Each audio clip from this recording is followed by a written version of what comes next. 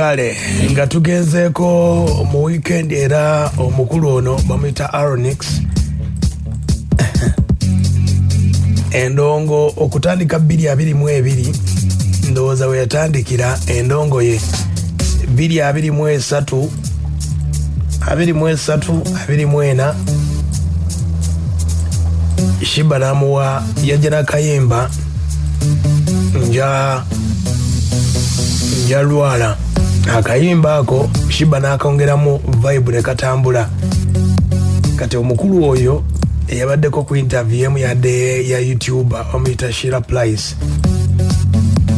ono YouTuber naye yakatandika abadde nnyo ku TikTok nga kwasinga ogobera kati omuyimbi ono bamubuuzizza ku Bebe Cool bamubuuzizza bingi nnyo ku Bebe ne bamubuuza ku bayimbi Bebe Cool Bobby Wine Chameleone n'agamba Bebe Cool talina kyayinza muyigirako wadde n'aka Bebe Cool talina kyayinza muyigirako wadde n'akamu n'agamba nti Bebe Cool alubamu ye teyatuuka na nansana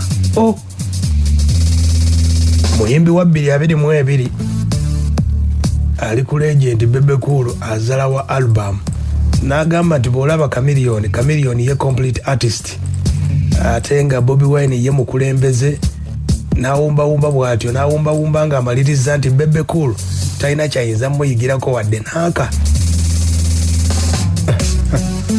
Aronix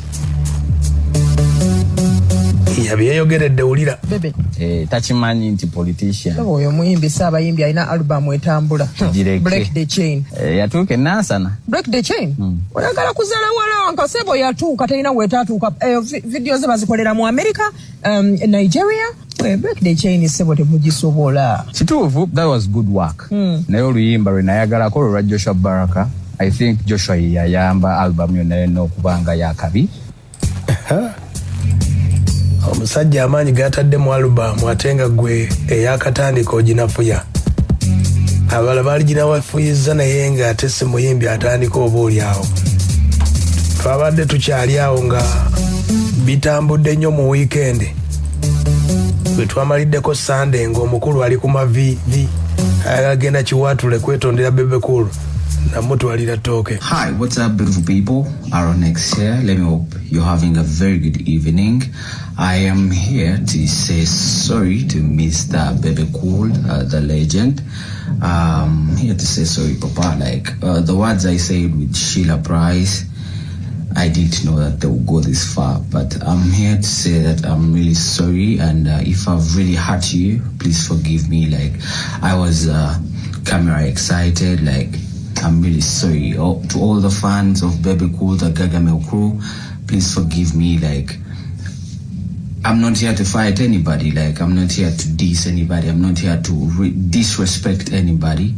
I think I was just camera excited. I'm really sorry. Please forgive me. Please forgive me, Mr. Bebe Cool.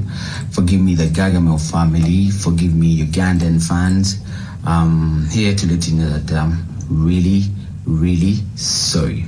Thank you so much.